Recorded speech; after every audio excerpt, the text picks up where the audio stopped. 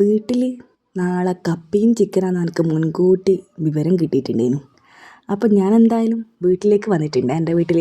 അപ്പോൾ പറഞ്ഞ പോലെ തന്നെ കപ്പിയും ചിക്കൻ കറിയാണ് കേട്ടോ.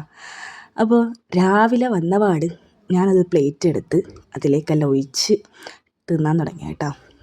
അടിപൊളി ടേസ്റ്റാണ്. അടിപൊളി എന്ന് പറഞ്ഞാൽ അടിപൊളി. കപ്പയെല്ലാം നല്ലോണം വെന്തുടഞ്ഞ് ചിക്കനെല്ലാം നല്ലോണം വെന്തിട്ട് നല്ല അടിപൊളിയാണ് കേട്ടോ. തിന്നിട്ടും മതിയാകുന്നുണ്ടായിട്ടില്ല. സൂപ്പർ ടേസ്റ്റ് ആണ് കേട്ടോ. അതിൻ്റെ കൂട്ടത്തിൽ തന്നെ ഒരു കട്ടനും കൂടി അങ്ങ് കുടിച്ചേ.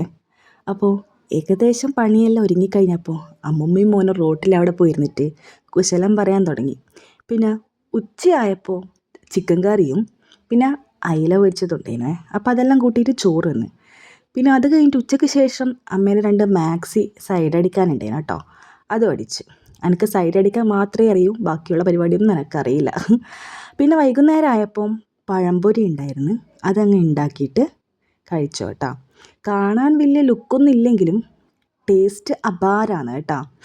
ഞാൻ മൈദപ്പൊടി ഇല്ലാത്തതുകൊണ്ട് ഗോതമ്പ് പൊടി വെച്ചിട്ടാണ് ഉണ്ടാക്കിയത് കേട്ടോ.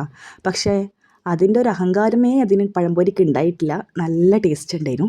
അപ്പോൾ ഒഫീഷ്യലായിട്ട് അങ്ങോട്ട് ചായ വെച്ചിട്ട് മേശമേ പോയിട്ട് ഒരു TV അങ്ങ് വെച്ച് അങ്ങ് കഴിച്ചു തുടങ്ങി കേട്ടോ. അപ്പോൾ ഇന്നത്തെ വീഡിയോ ഇത്രയേ ഉള്ളൂ. Thank you.